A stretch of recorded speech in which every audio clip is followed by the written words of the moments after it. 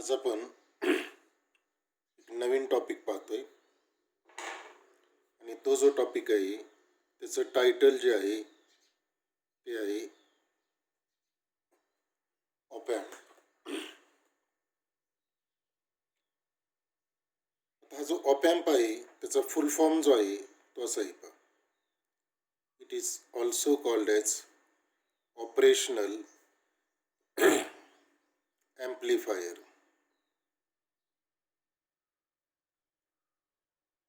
या operational amplifier मधला हा OP आणि हा AMP हे एकत्र मिळून हा शब्द तयार झालेला आहे. कोणता? ऑपॅम्प. आता याला ऑपरेशनल ॲम्प्लिफायर का म्हणायचं पहा.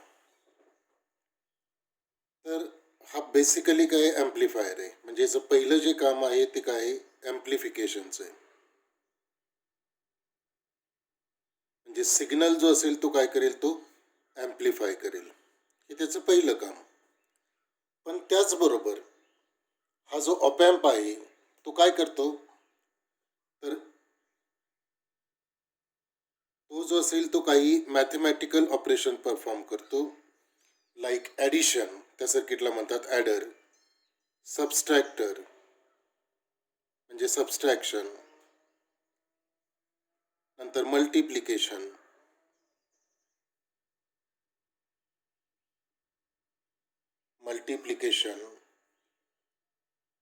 नंतर कंपॅरिझन.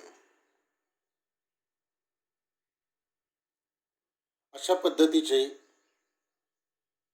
तो काय करतो, मॅथमॅटिकल ऑपरेशन परफॉर्म करतो आणि म्हणून त्याला काय म्हटलं जातं, ऑपरेशनल ॲम्प्लिफायर. ऑपरेशनल ॲम्प्लिफायर याचा earth it can perform these mathematical operations like addition, subtraction, multiplication, comparison, आणि म्हणून याला नाव काय दिलेलं आहे, ऑपॅम्प दिलेलं आहे. आता याची डेफिनेशन कशी आहे पहा.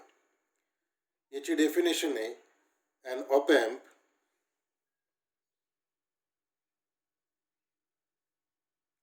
op-amp is a DC coupled, नीट शब्द पहा, is a DC coupled high gain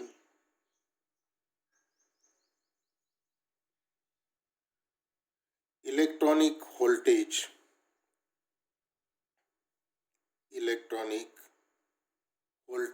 amplifier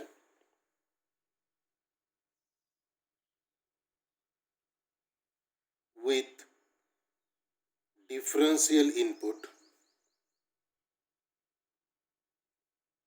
and usually a single output.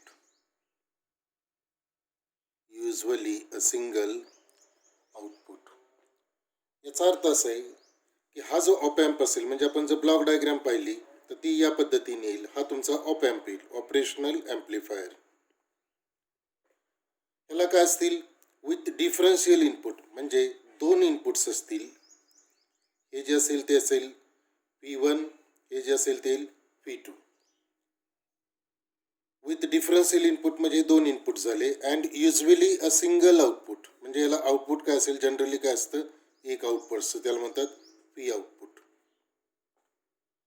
इथं हे जे दोन इनपुट आहे यांचा डिफरन्स म्हणजे V1 मायनस V2, हा जो डिफरन्स असेल त्याला डिफरन्शियल इनपुट म्हणायचं, PD. तर हे जे डिफरन्शियल इनपुट असेल तो काय करेल, ॲम्प्लिफाय करेल आणि आउटपुटला दिलं जाईल. इथे एक शब्द वापरलाय, and op amp it is a DC coupled. Couple याचा अर्थ काय की एक स्टेज जी असेल ती दुसऱ्या स्टेजला ज्या वेळेला आपण कनेक्ट करतो त्यावेळेला ती काय केलेली असते, डायरेक्ट कपल केलेली असते. म्हणजे पहिल्या सर्किटचं आउटपुट दुसऱ्या सर्किटला डायरेक्ट कनेक्ट केलेलं असेल तर त्याला म्हणायचं DC coupled. So and op amp is a DC coupled high gain, म्हणजे याचा गेन जो असतो तो खूप हाय असतो. हा गेन किती असतो, तो 10⁶ हा याचा गेन असतो. So it is a high gain amplifier, DC coupled high gain electronic voltage amplifier with differential input. म्हणजे हे दोन इनपुट्स असतील V1 V2, यांचा जो डिफरन्स असेल तो काय करेल, ॲम्प्लिफाय करेल and has a single output. ही झाली ऑपॅम्पची डेफिनेशन. ही डेफिनेशन तुम्हाला ऑब्जेक्टिव्हमध्ये विचारली जाते. त्याच्यानंतर याचा सिम्बॉल दाखवताना या पद्धतीनं हा एक ट्रायंगल दाखवला जातो. हे पहिलं इनपुट, हे जे असेल ते दुसरं इनपुट, हे दोन इनपुट झाली. त्याच्यानंतर आउटपुट जे असेल ते एक असेल, हे आउटपुट.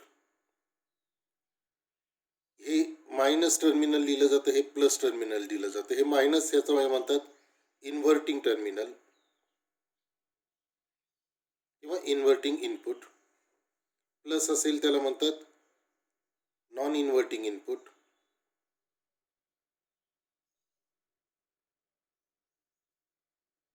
हे मायनस असेल त्याला म्हणायचं इन्व्हर्टिंग इनपुट, प्लस असेल त्याला म्हणायचं नॉन इन्व्हर्टिंग इनपुट. असं का म्हटलं जातं पहा, जर इन्व्हर्टिंग इनपुटला तुम्ही सिग्नल या पद्धतीनं दिला, साईन वेव्ह, आउटपुटला जो सिग्नल मिळतो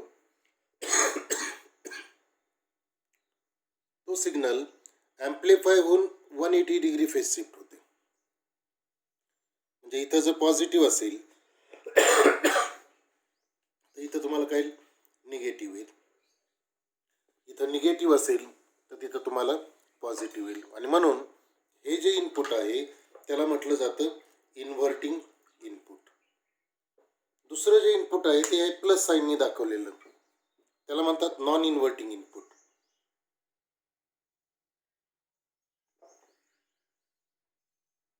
याला नॉन इन्व्हर्टिंग का म्हणायचं पण, कारण जर सिग्नल या पद्धतीनं दिला तुम्ही या टर्मिनलला, तर आउटपुटला तुम्हाला जे आउटपुट मिळेल ते या पद्धतीने ॲम्प्लिफाय मिळेल, पण सेम फेजमध्ये मिळेल. म्हणजे इथं जर पॉझिटिव्ह असेल तिथं पॉझिटिव्ह, इथं निगेटिव्ह असेल तर इथं निगेटिव्ह. म्हणून ह्या टर्मिनलला म्हणायचं नॉन इन्व्हर्टिंग, या टर्मिनलला म्हणायचं इन्व्हर्टिंग. कुठलंही सर्किट इलेक्ट्रॉनिक्स चालायचं असेल तर त्याला काय करावं लागतं, सप्लाय जोडावा लागतो. तर याच्यासाठी मात्र तुम्हाला सप्लाय जो असेल तो या पद्धतीने जोडावा लागतो. हा जो सप्लाय असेल त्याला म्हणतात VCC.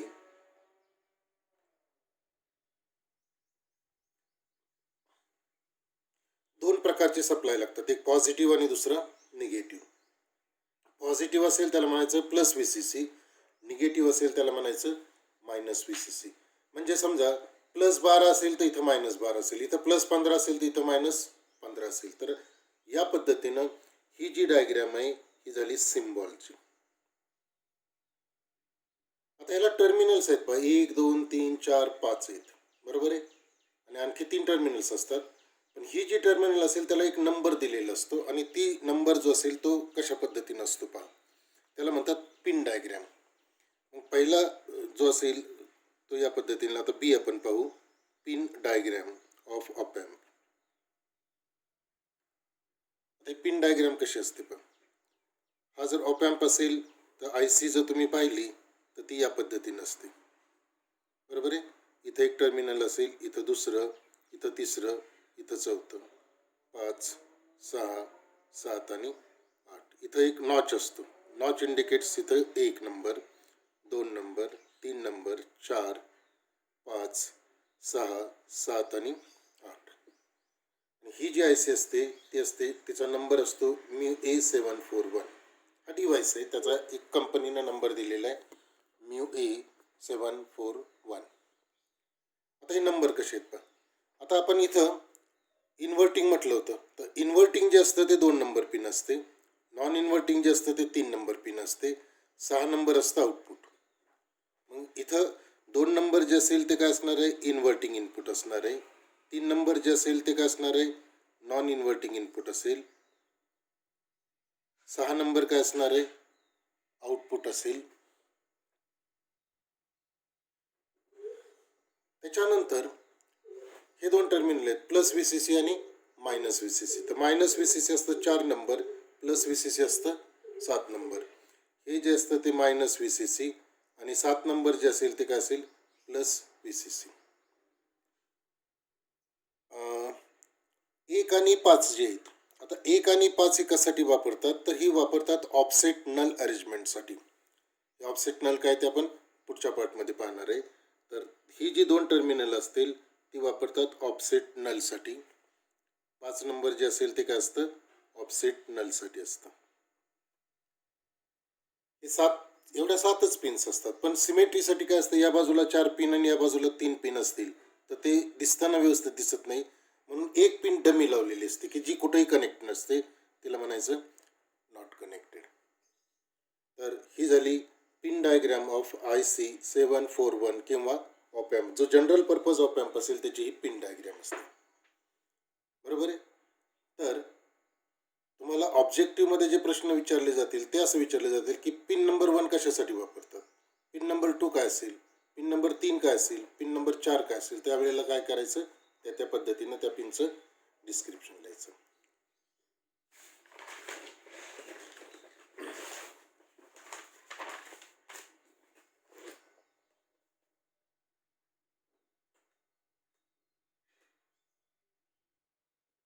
त्याच्यानंतर आपल्याला ऑपॅम्पला आपण काय केलेलं होतं की प्लस VCC आणि मायनस VCC जोडलं होतं.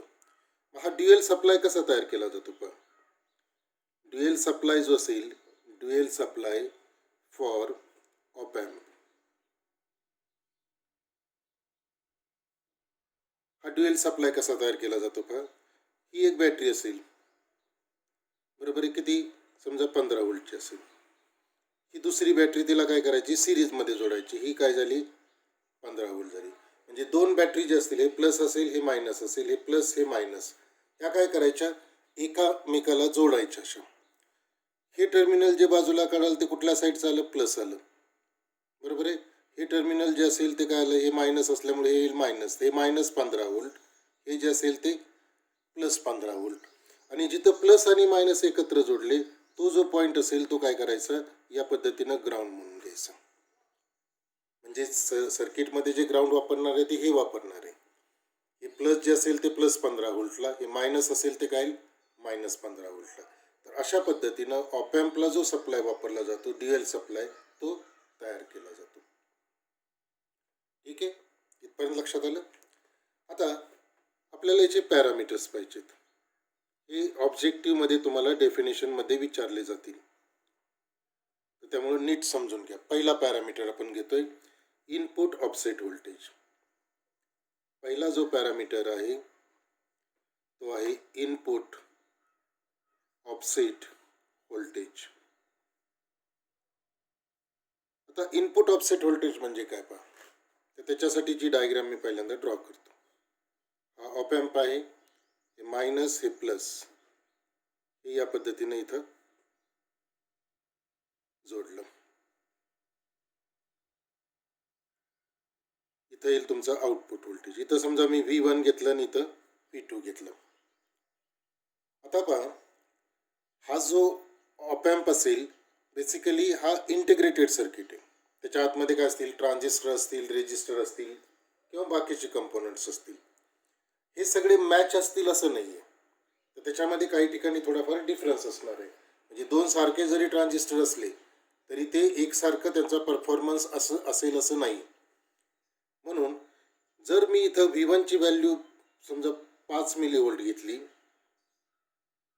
इथं ही जी व्हॅल्यू असेल ती सुद्धा 5 मिलीव्होल्ट घेतली, म्हणजे V1 5 मिलीव्होल्ट, V2 5 मिलीव्होल्ट घेतला, तर आउटपुट व्होल्टेज काय येणार आहे.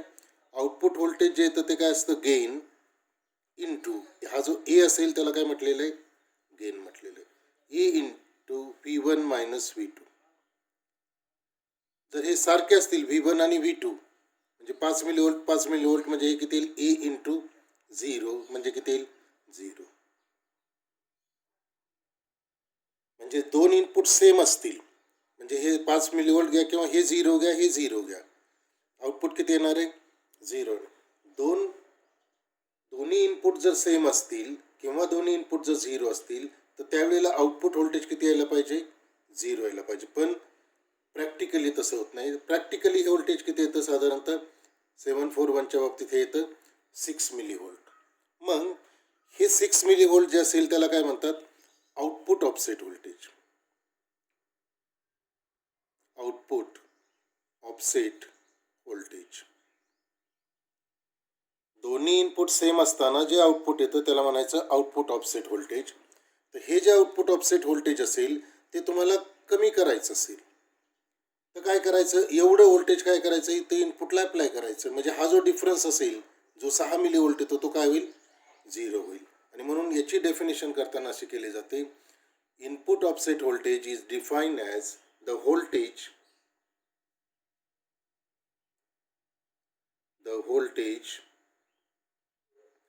that must be applied between two input terminals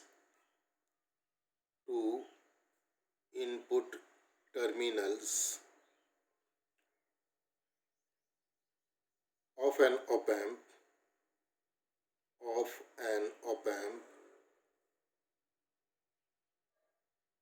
to null म्हणजे झिरो करणे or bring output voltage to zero.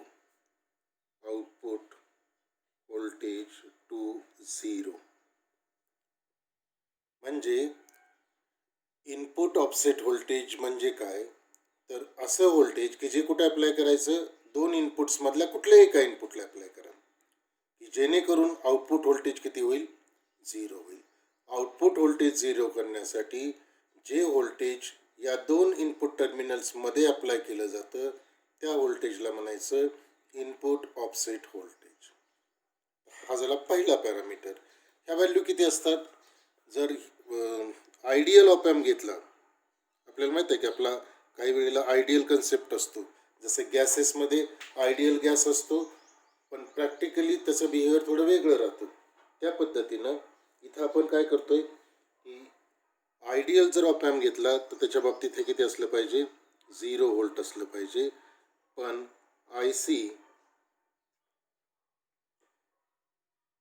741 जर तुम्ही पाहिला तर त्याच्यामध्ये हे व्होल्टेज येतं 6 मिली व्होल्ट. हे ऑब्जेक्टिव्हच्या दृष्टीनं विचारलं जातं. आयडियल व्होल्टेज असेल तर त्याचं इनपुट ऑफसेट व्होल्टेज किती असेल, 741 असेल तर त्याचं इनपुट ऑफसेट व्होल्टेज किती असेल. हा झाला पहिला पॅरामीटर. आता दुसरा पॅरामीटर पाहू,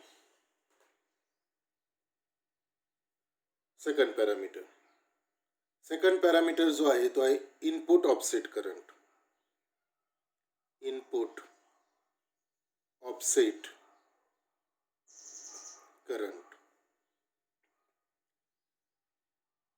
तर त्याच्यासाठी पुन्हा आपण ऑप एम्पचीच डायग्राम काढू. हे मायनस हे प्लस, हे तुमचं आउटपुट व्होल्टेज येईल.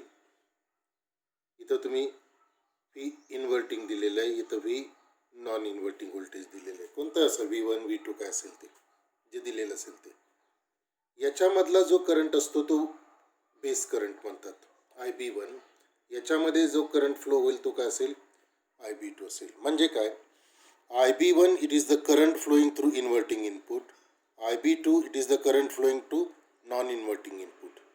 तर हे जे दोन करंट्स असतील ते काय होतात, ऑप एम्पमध्ये फ्लो होतात सर. तर यांचा जो अल्जेब्रिक डिफरन्स असेल, म्हणजे पहा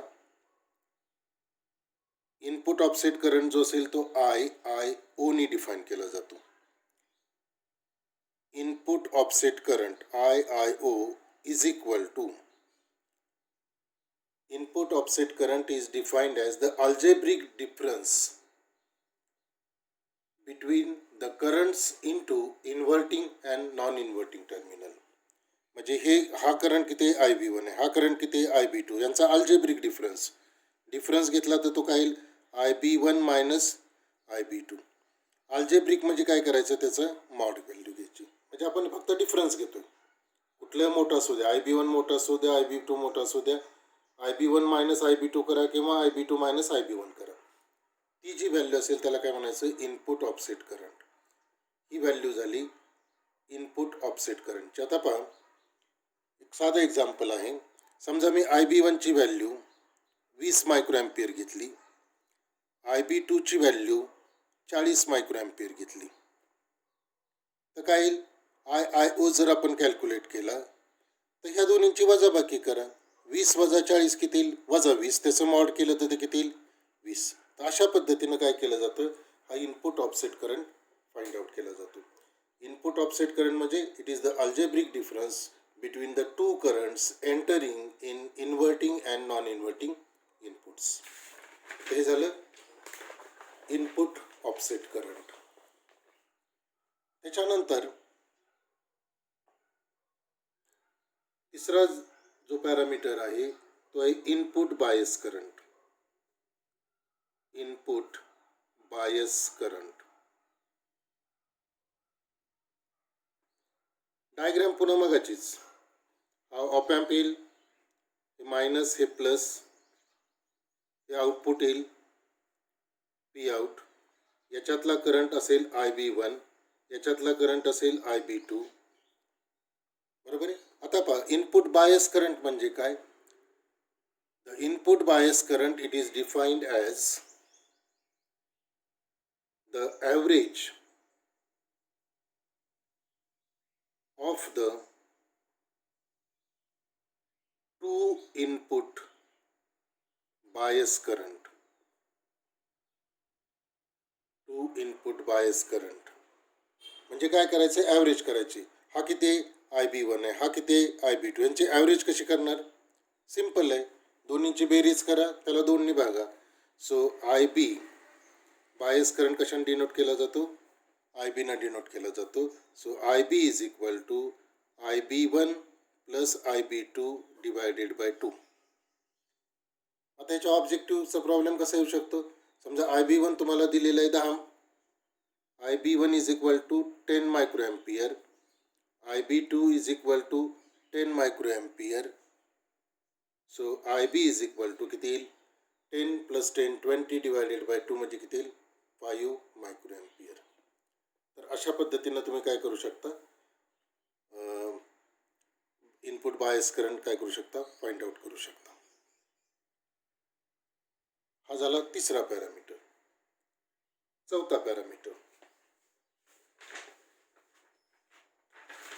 चौथा पॅरामीटर हा खूप महत्त्वाचा आहे. त्याला म्हटलं जातं इनपुट रेजिस्टन्स. इनपुट रेजिस्टन्स आणि तो डिनोट केला जातो RI ने. इनपुट रेजिस्टन्स याची डेफिनेशन अशी आहे पहा. It is the equivalent resistance that is measured at either the inverting or non-inverting input terminal with the other terminal is grounded. म्हणजे काय ते पहा, हा ऑप एम्प आहे, हे मायनस टर्मिनल, हे प्लस टर्मिनल, हे आउटपुट असेल. आणि ही जी लाईन आहे तिला काय म्हटलं जातं, ग्राउंड लाईन म्हटलं जातं. आता काय करायचं, हे नॉन इन्व्हर्टिंग टर्मिनल आणि हे टर्मिनल ग्राउंड टर्मिनल ह्याच्यामधला जर रेजिस्टन्स मोजला तर तो असतो RI असतो. किंवा हा इन्व्हर्टिंग टर्मिनल आणि हे जे ग्राउंड असेल ह्याच्यामधला जो रेजिस्टन्स तुम्ही मोजाल तो सुद्धा काय असतो, RI असतो. म्हणजे इनपुट रेजिस्टन्स काय असणार आहे, it is the equivalent resistance between non inverting terminal and ground. बरोबर आहे. हा जो असेल त्या काय असेल, इथलं इन्व्हर्टिंग टर्मिनलच्या वेळेला it is input resistance, it is the resistance between inverting terminal and ground terminal. फक्त इथे एक कंडिशन घ्यायची की रेजिस्टन्स मोजताना तुम्ही जर इन्व्हर्टिंगचा मोजत असाल तर नॉन इन्व्हर्टिंग ग्राउंड करायचं, नॉन इन्व्हर्टिंगचा मोजत असाल तर इन्व्हर्टिंग काय करायचं, ग्राउंड करायचं. हा झाला इनपुट रेजिस्टन्स RI. आणि हा किती असतो हे नीट लक्षात ठेवा. RI जो असतो तो आयडियल जर ऑप एम्प असेल तर तो इन्फिनिटी असतो. इन्फिनिटी म्हणजे आतमध्ये कुठल्याही प्रकारचा करंट फ्लो होत नाही ऑप एम्पमध्ये, कारण त्याचा रेजिस्टन्स किती इन्फिनिटी असेल. आणि प्रॅक्टिकल म्हणजे IC 741च्या बाबतीत हा जर तुम्ही घेतला तर तो येतो 2 मेगा ओहम. 2 मेगा ओहम येतो. मेगा याचा अर्थ 10⁶ ओहम म्हणजे 2 × 10⁶ ओहम. तर इनपुट रेजिस्टन्स ऑप एम्पचा जो असेल तो खूप हाय असतो. हा पॉईंट नीट लक्षात ठेवा, आपल्याला पुढं व्हर्च्युअल ग्राउंडला हा उपयोगात येईल. तर ही झाली इनपुट रेजिस्टन्सची डेफिनेशन. त्याच पद्धतीनं आपल्याला आउटपुट रेजिस्टन्स पाहिजे. आउटपुट रेजिस्टन्स, त्याला म्हटलं जातं R O, output resistance R O. त्याच्यासाठी डायग्राम हीच राहील. इनपुटला काय केलं तर आपण इनपुट टर्मिनल आणि ग्राउंड मधला मोजलं होतं. तसंच आउटपुट रेजिस्टन्स ज्यावेळेस तुम्ही विचारात घ्याल आर ओ, त्यावेळेला काय करायचं, हे आउटपुट आणि हे ग्राउंड टर्मिनल ह्याच्यामधला जो रेजिस्टन्स असेल त्याला म्हणायचं R O, output resistance. So it is the resistance between output terminal and the ground. या दोन मधला जर रेजिस्टन्स मोजला तर त्याला म्हणायचं आउटपुट रेजिस्टन्स. आता पहा, इनपुट रेजिस्टन्स आपण घेतलं त्यावेळेला ही व्हॅल्यू किती दाखवली होती, हाय दाखवली होती. आउटपुट रेजिस्टन्स जर घेतला तुम्ही आयडियल ऑप एम्पचा तर तो खूप कमी असतो. आयडियल किती असतो, 0 असतो. आणि IC 741 साठी जर घेतलं, ही IC आहे, IC 741 साठी जर घेतली तर ही जी व्हॅल्यू येते तर ती 75 ओहम, म्हणजे ही ओहम मध्ये, ही वरची मेगा ओहम मध्ये येते. ही जास्त आहे, ही खूप कमी. तर इनपुट आणि आउटपुट रेजिस्टन्स या दोन ऑप एम्पच्या खूप महत्त्वाच्या प्रॉपर्टीज आहेत. इनपुट रेजिस्टन्स हा कायम हाय असतो, आउटपुट रेजिस्टन्स हा कायम लो असतो. आयडियली तो किती असतो, 0 असतो. त्याच्यानंतर पुढचा जो पॅरामीटर आहे 6, तो आहे large signal voltage gain. Large signal voltage gain, त्याला म्हटलं जातं AD. डी म्हणजे डिफरन्शियल, ए म्हणजे गेन. हा ए गेनसाठी वापरतात, डी म्हणजे डिफरन्शियल. आता फॉर्म्युला कसा दिला जातो पहा. व्होल्टेज गेन म्हणजे हा differential, voltage gain AD is equal to output voltage. गेनचा फॉर्म्युला असतो आउटपुट डिवायडेड बाय इनपुट. इथं आउटपुटला काय ते output voltage divided by input voltage. आता इनपुट व्होल्टेज काय असणार आहे, समजा इथं V1 दिलं आणि इथं V2 दिलं, तर ह्या दोन मधला जो डिफरन्स असेल त्याला काय म्हणतात, differential input voltage. So output voltage divided bye differential input voltage. म्हणजे व्होल्टेज गेन बरोबर काय, output voltage divided bye differential input voltage. म्हणजे ही जी व्हॅल्यू असेल, आउटपुट व्होल्टेज आपण घेतो PO आणि डिफरन्शियल इनपुट व्होल्टेज जे असतं ते P इनपुट व्होल्टेज आहे I आणि D म्हणजे डिफरन्शियल, म्हणून इथं D लिहिलेलं आहे. आता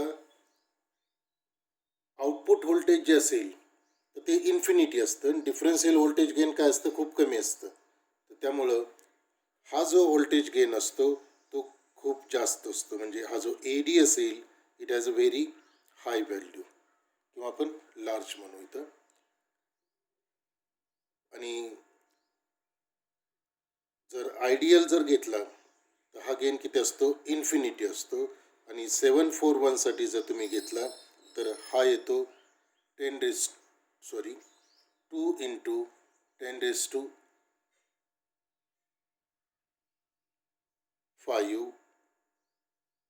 हा गेन आहे, 2 into 10⁵. तर large signal voltage gain op एम्पचा AD जो असतो याची व्हॅल्यू खूप जास्त असते. हा पॉईंट इथं काय करा, नीट लक्षात ठेवा. हा झाला 6वा पॅरामीटर.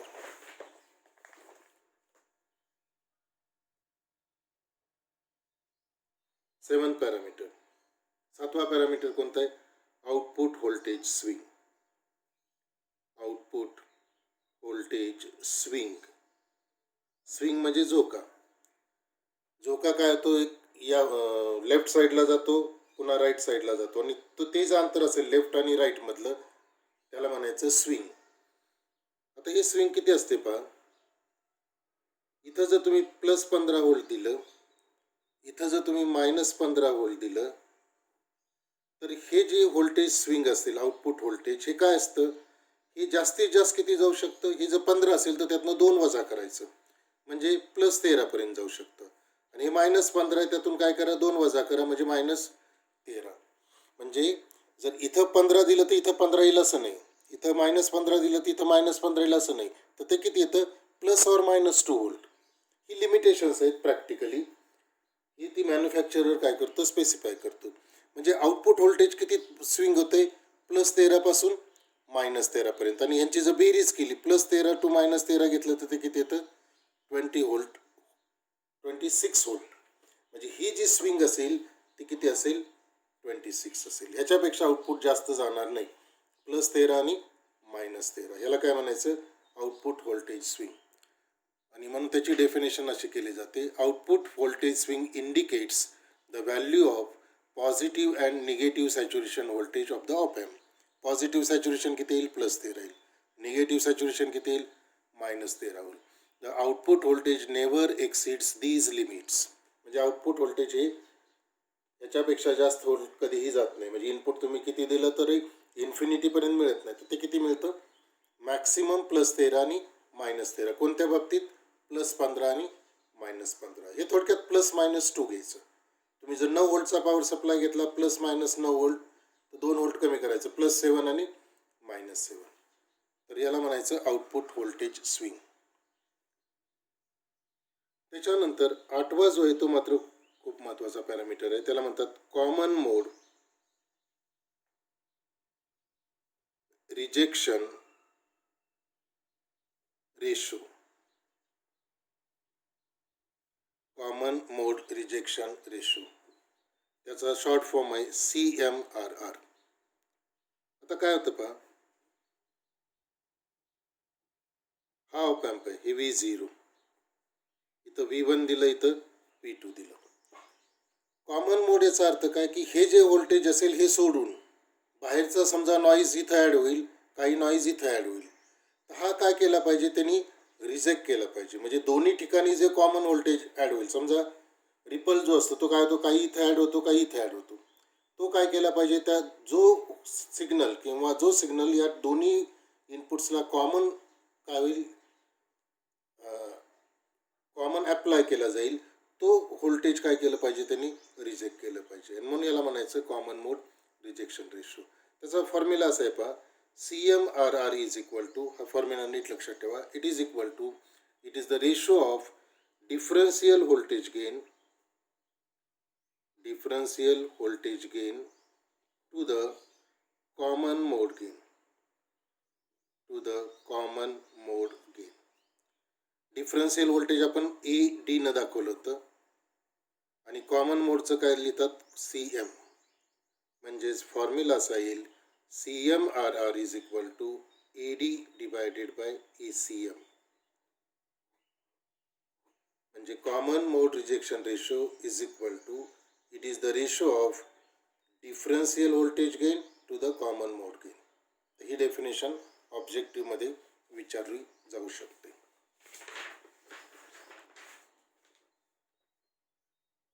आता इथं काय होतं, कॉमन मोडमध्ये ही ADची व्हॅल्यू खूप जास्त असते, हा खूप कमी असतो.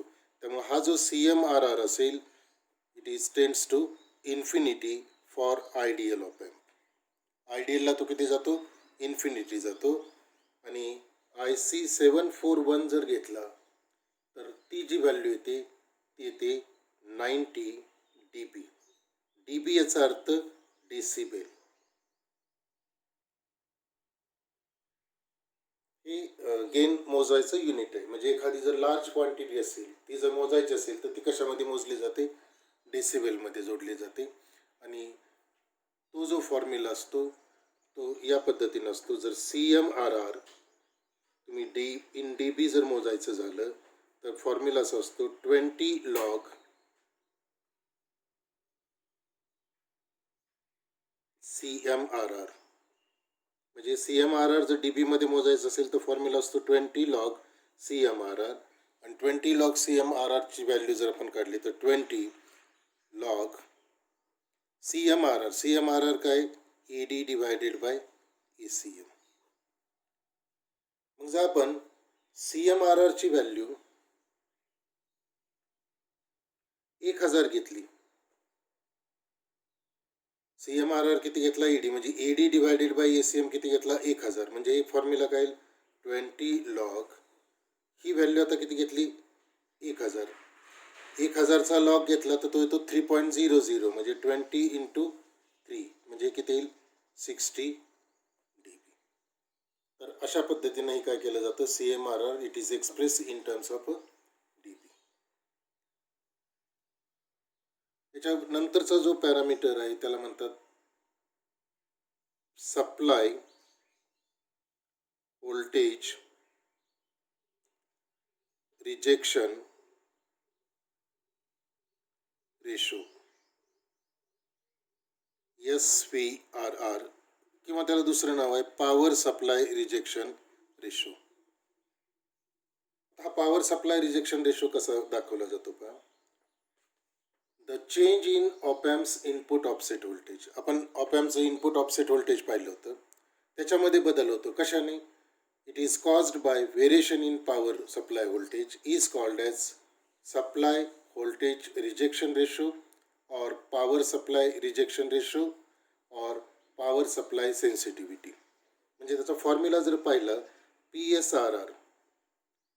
PSRRला किंवा SVRRला, हा म्हणजे काय असेल ऑफसेट व्होल्टेजमधला चेंज म्हणजे डेल्टा PIO. इनपुट ऑफसेट व्होल्टेजमधला चेंज जो असेल, चेंजसाठी आपण डेल्टा लिहिलं.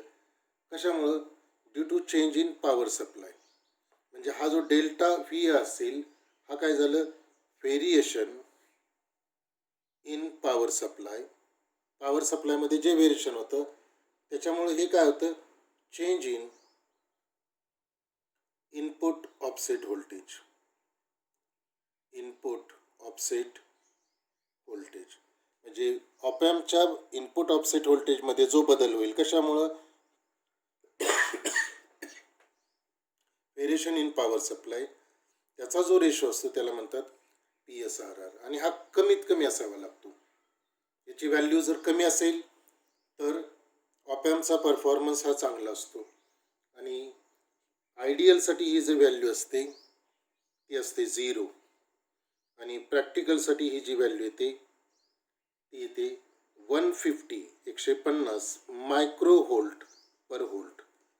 हे कमी असतं म्हणून ते मायक्रो व्होल्टमध्ये. हे चेंजेस इन व्हेरिएशन कशामध्ये येतात व्होल्टमध्ये येतात. हे मायक्रो आहे. मायक्रो याचा अर्थ 10⁻⁻⁶. म्हणजे ही व्हॅल्यू खूप कमी असते. PSRR जर कमी असेल तर ऑपॅम्पचा परफॉर्मन्स हा काय असतो चांगल्या पद्धतीने असतो.